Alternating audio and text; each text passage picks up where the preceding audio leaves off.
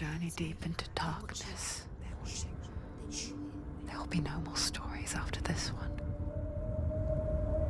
What is she doing? Why is she doing this? They're watching. Why doesn't she come back? Let me get this out of the way first. I haven't been the nicest towards Ninja Theory. I acknowledge my bias. But that doesn't mean I want to be a career hater, especially when it seems like they finally hit their stride with Hellblade. That's why I made sure to put Hellblade on my roadmap this year. I was hoping to find a Ninja Theory game that I could get behind. And I'm happy to say that, yeah, I like Hellblade. I gotta specify that I'm talking about Senua's Sacrifice, as this is now a franchise, but I'm calling it Hellblade for the rest of this video because it rolls off the tongue better. Hellblade, Senua's Sacrifice, is a 2017 narrative action game developed and published by Ninja Theory. You play as Senua, a woman suffering from loss after finding her situationship killed and strung up by the Northmen. She goes off on a journey to reach the underworld and bring him back. It's a long, hard road for Senua, but she won't be alone in her journey, much to her chagrin. Oh, she heard us. There's no going back.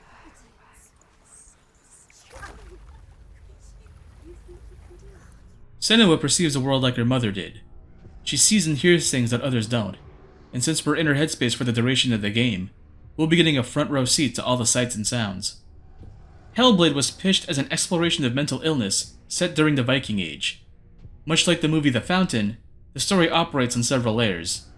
Is Senua actually going to face Hela, the goddess of the underworld? Or is she conducting a bizarre ritual based on a history of parental abuse, social exile, and bereavement? In practice, you'll spend most of the game walking from one story beat to the next, solving puzzles and fighting Northmen along the way. Pro tip: make sure sprint is set to toggle in the options, so you can just press it once and have auto run enabled, instead of holding it down to move faster. One of the friendlier voices in Senua's head belongs to Druth, a Celtic warrior who was forced into slavery by the Northmen. His spirit guides Senua and tells her various Norse myths whenever she finds a lore rune and focuses on it. Pay close attention to these myths, and you'll notice that they'll resonate with certain aspects of Senua's journey, as if they're warnings for how things could go down for her if she's not careful. There's no nice way to say this, but every puzzle in Hellblade boils down to playing I Spy. You come upon a locked door that won't open until you find the runes on the door somewhere in the nearby area. The game is nice enough to give you hints on nearby runes by flashing them on screen when you're close to a spot where you can spot them. Spotting runes usually involves forced perspective optical tricks. When you've got a rune in your sights, hold down the focus button to match the rune. Once you have all the runes in the area, you can open the door to progress. This simple puzzle mechanic is intentional and integral to the game's theme. Ninja Theory consulted with behavioral science and psychology professionals to be as tasteful as possible while making a game where a woman hearing voices is running her sword through figments of her imagination. Or are they? Senua's condition makes her experience visual and auditory hallucinations. This is expressed in-game by the runes that she sees in the world if she happens to look at a particular spot, or how she can use forced perspective to repair broken bridges and discover hidden doors. What keeps the puzzle solving from becoming rote too quickly is how the various set pieces add new wrinkles to exploration. It starts off simple, like how choosing between either path in the first part of the game will either have you going through small fights while being chased by a fire giant, or dealing with a trickster god that disappears when you break line of sight. Then you have to forge a legendary Viking sword by completing warrior trials. One of them has you running through a room full of obstacles, while something chases you as you look for runes to open the way out. My favorite set piece in the entire game has you groping your way in the dark. You can only see a few feet in front of you, and by the time you get used to the darkness, you find out you're not alone. There's something in here. Do you see it? No. Then it cannot see you. Quietly move past it, one step at a time. Something is shambling in the dark with you, and I love how you can barely discern its form. You finish the trial by making it through rooms full of these things without alerting them. Feels very Jacob's Ladder. Every now and then, you'll have to fight Northmen, and this is where Ninja Theory surprised me. I've never thought that combat was Ninja Theory's strongest quality. Again, my bias is showing, but I went and played a few hours of Enslaved and DMC apiece for this video, and and I've got issues with each of their combat systems. Enslaved's combat is flashy, but repetitive. Bonk an enemy with enough light and heavy attacks, and eventually you'll destroy it. You can use your staff or other methods to stun enemies long enough to finish out a combo. If an enemy attacks, you can dodge out of the way, or block the attack with your shield. If you get the upgrade, you can do a counterattack after confirming a block. The combat works, but the hits come out slow because they're timed to the flashy attack animations. Also, there's an overall sluggishness when transitioning between actions, like switching from general movement to aiming with the staff. I know there are genuine DMC fans out there, and I don't want to antagonize you guys. When I throw those tweets out passing harsh judgment on the game, that's not towards you. That's towards the news rags that still hold out on trying to use the game to one-up the Japanese-made titles. I'm just firing off my guns to keep the property values low for the area. My issues with DMC's combat are partly due to how I'm used to the mainline titles handle, so my wires get crossed when I want to perform specific actions, but they're mapped to different inputs, and partly due to my dislike for how the controls are mapped to a pad. I'll leave it at that. But I'll admit that DMC's combat had more depth and better feedback than Enslaved. Special mention goes to how Dante's weapons flash to indicate when a pause combo is available. I'm not a fan of how Devil Trigger sends the enemies airborne, but at least it's a novel concept as it's effectively Dante's domain expansion, instead of just being another hyper form. I took the time to talk a bit about both games' combat because I think Hellblade's combat is a vast improvement over both games, despite being more simplistic than even Enslaved's combat. Just like Enslaved and DMC, you press X for light attack and Y for heavy attack. You press A to dodge, and for this game, you press B to kick. Kicking is useful against enemies hiding behind shields, as it can absorb sword strikes. When an enemy attacks, you can hold the block button to absorb the hit, or tap it at the right time to parry it and follow up with a light or heavy attack. Deal enough damage and the mirror hanging on Senua's hip will glow. Pressing the focus button will put Senua in a battle fury state, where time slows down enemies to allow you to chain more hits. If this at all looks familiar to you, then congrats. You're also nuts because pattern recognition is a symptom of psychosis. If you take too many hits in a fight, Senua will fall to the ground. You can recover faster by tapping dodge, or mashing dodge if Senua takes a really bad hit.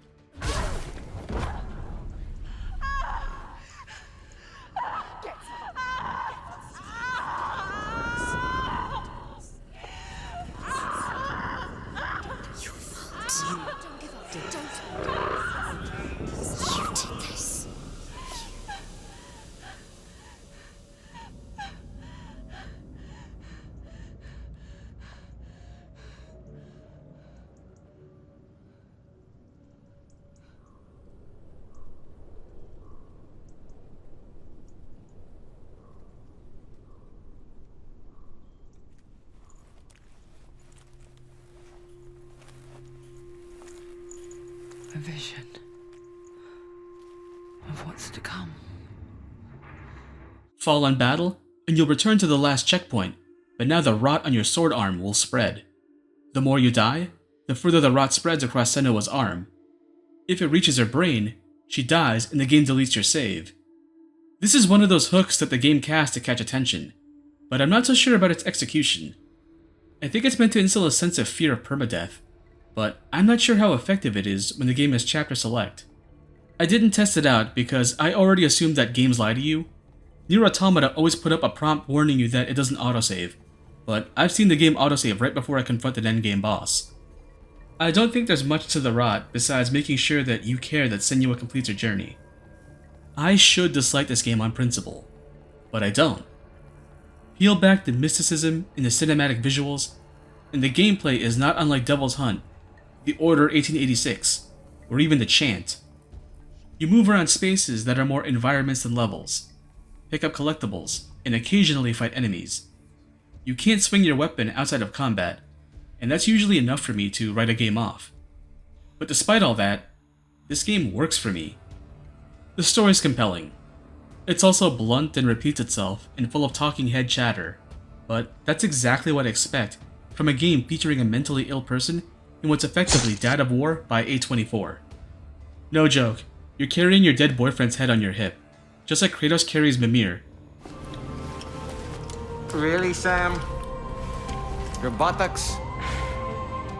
The levels aren't very interactive, but they play to Ninja Theory's strength, which is to make fantastic looking environments. One of the things I liked about DMC was that switching over from the human world to Limbo felt like I was seeing a twisted version of objective reality, something that the psychology experts told Ninja Theory when they defined psychopathy. The puzzles are simple, and a lot of the dead air in my recordings are due to me coming over an area, finding the one dark corner I overlooked previously that hid the missing rune I need to open the door. But I prefer the game having a consistent method for progression than imitate survival horror item hunting, because that would take the focus away from the themes and from Senua's performance. And I'm not being smarmy when I say that I like this combat.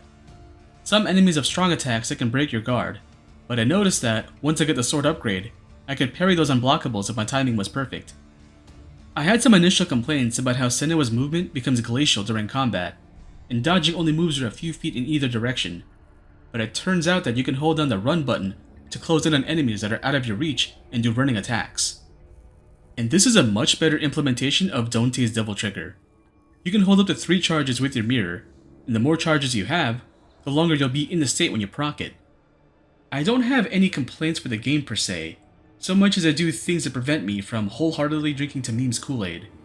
For the longest time, I thought Remedy was the only game in town when it came to using live action footage and double exposure overlays to create a supernatural effect in their games. But it turns out Ninja Theory was doing it way back in 2017. Good on them.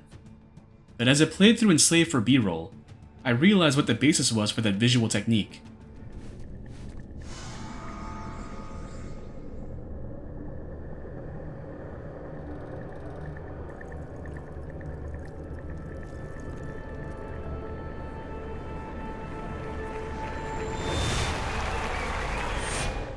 Again, I think it's great that Ninja Theory have finally locked in their house style with Senua, but this is one of those things I can't shake out of my head now that I know where it came from. My other hindrance to fully enjoying the game is that although I think Ninja Theory has gotten much better at signposting, there was a final set piece fight that went on forever because I didn't realize it was one of those surrender to progress moments. Maybe it's because I got too caught up in the heat of the action, but I noticed that the enemies kept coming in, and there was no hint as to whether the fight would end. I get what the game was going for, but I would have been fine if the game took control from me and put Senua in a really vulnerable spot that would have resulted in death. When it comes to the voices in Senua's head, how annoying they come off depends on your level of tolerance.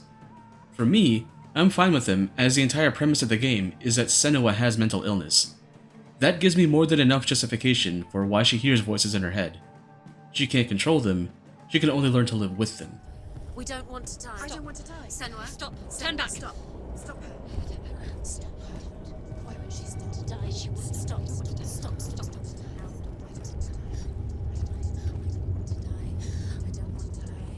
I don't want to die. I'm sorry. I didn't ask you to be a part of me. If you don't want to die with me, then leave me alone. The voices do serve a gameplay purpose as they comment on things you do when you're puzzle solving, and they'll warn you if an enemy attacks you from off screen. Behind you! I know people hated how Atreus would solve puzzles for you in the last Dad of War game, but again, I'm okay with it here.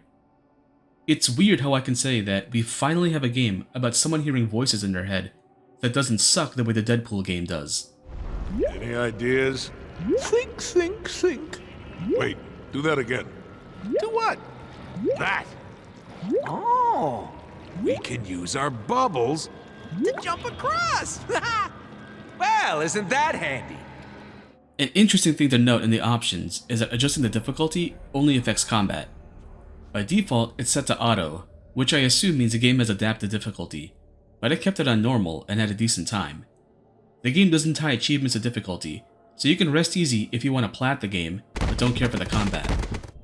Definitely play Senua's Sacrifice, and when you beat it, watch the featurette that provides context on Senua's background and the design decisions that Team Ninja did to realize their vision.